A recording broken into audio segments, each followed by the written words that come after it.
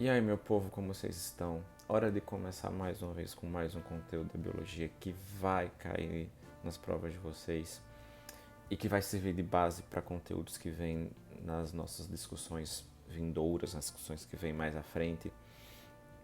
E agora é hora de falar um pouco sobre a diversidade dos seres vivos.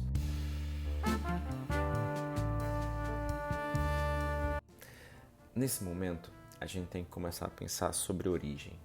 Então a gente vai trabalhar numa base sobre o que é essa diversidade e como que a diversidade vai acontecer no meio do caminho para uma série de espécies, usando alguns exemplos básicos, beleza? Então vamos começar agora. Diversidade dos seres vivos.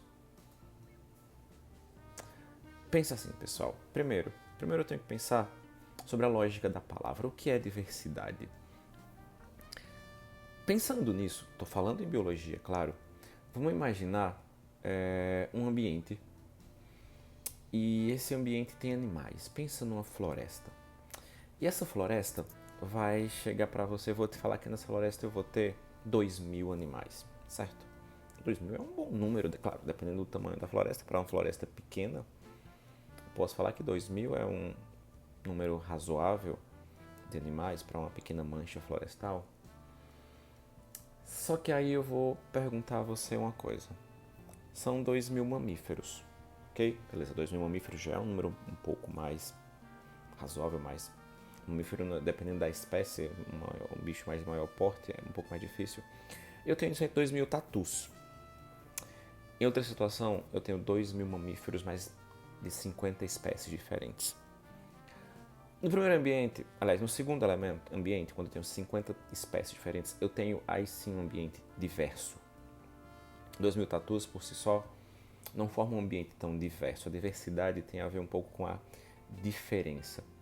Então, esse ambiente diverso, eu tenho que pensar, após esse ambiente diverso, de entender por que ele é diverso, qual é a origem desse ambiente tão diverso, dessa presença de bichos diferentes. E aqui eu tenho que chegar para vocês num ponto que tem a ver com evolução, que é a seleção natural das mutações que podem ocorrer, que podem ser vistas em um ambiente.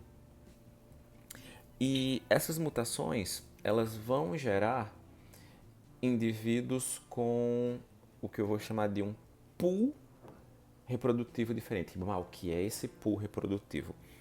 Esse pool reprodutivo eu vou chamar aqui de características que vão facilitar a reprodução de um bicho. Como assim? A gente vai ter que pensar inicialmente que para qualquer ser vivo, reproduzir é algo de extrema importância.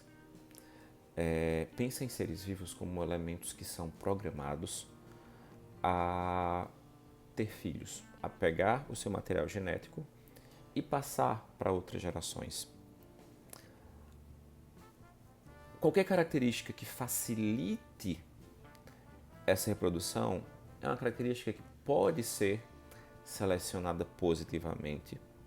E quando isso é selecionado positivamente, como está dentro desse pool de características legais, ele vai ser passado para um próximo indivíduo. Então eu vou chamar isso de hereditariedade. Quando eu penso nesses caracteres hereditários, eu consigo ter espécies diferentes. Mas, na prática, como é que isso pode acontecer na natureza? E aqui eu queria dar um exemplo. Quando a gente estuda evolução, é muito comum a gente trabalhar com a história dos tentilhões de Galápagos. Tentilhões é um grupo de aves. E eu quero que você imagine que eu tenho dentro de uma ilha aves com dois bicos diferentes. Uma ave com um bico que é um pouco mais robusto, mais grosso, e uma ave com um bico que é um pouco mais pontiagudo, mais fino. Eu quero que você pense comigo que se eu tenho... e para isso, aliás, antes de falar sobre isso, eu tenho que falar que essas aves eu vou ter que mostrar elas em ambientes diferentes, no mesmo ambiente, mas em situações diferentes. E essas situações é algo que a gente vai considerar daqui para frente. Imagine inicialmente na primeira situação, condições normais de clima. Em condições normais de clima, eu posso ter as duas aves vivendo bem no local, porque uma se alimenta talvez de sementes mais duras, outra de insetos ou sementes mais moles. Então, normal o clima, eu tenho alimento para os dois, as duas conseguem se fortalecer. Agora, pensa um ano anormal, um ano de clima um pouco anormal. Inicialmente é uma seca.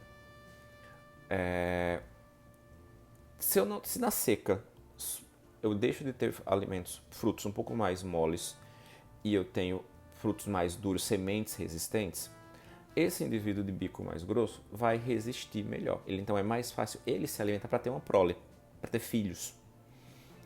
Se eu imagino outro ano anormal, um ano não pode ser normal com seca, mas eu posso ter um ano que tenha muita chuva. E esse ano anormal que tenha talvez uma pluviosidade mais elevada, eu vou ter alimento para os dois pássaros inicialmente, mas imagina que essas aves que comem frutas conseguem ter... as frutas cobrem, talvez a planta que teria sementes mais duras.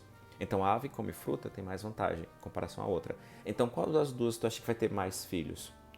A que tem a segunda característica.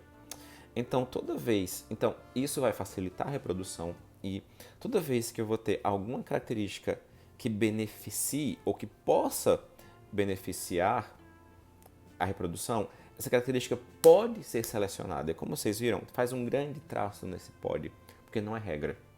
É uma teoria que fala que a ideia da hereditariedade pode estar relacionada com isso que pode acontecer.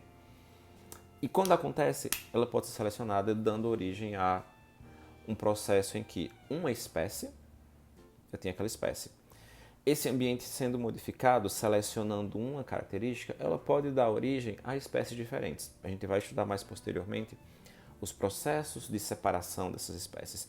Mas aqui eu quero que você fixe uma coisa. Eu consigo somente nesse processo encontrar diversidade. Encontrar uma origem para a diversidade. E é aqui que eu quero chegar para vocês. É um vídeo um pouco mais curto, mas eu espero que vocês tenham pegado um ponto inicial, que a gente consegue verificar isso acontecer na prática. E a gente consegue, com o tempo, verificar isso formando espécies diferentes. E talvez aquelas primeiras 50 espécies de mamíferos que a gente encontrou tenham 2 ou 3 descendentes em comum, que há milhares de anos atrás começaram a apresentar pequenas mutações que foram selecionadas, que levaram a essa diversidade. A gente acaba assim esse encontro e a gente volta para aprofundar isso, falando sobre as características dos seres vivos no próximo vídeo.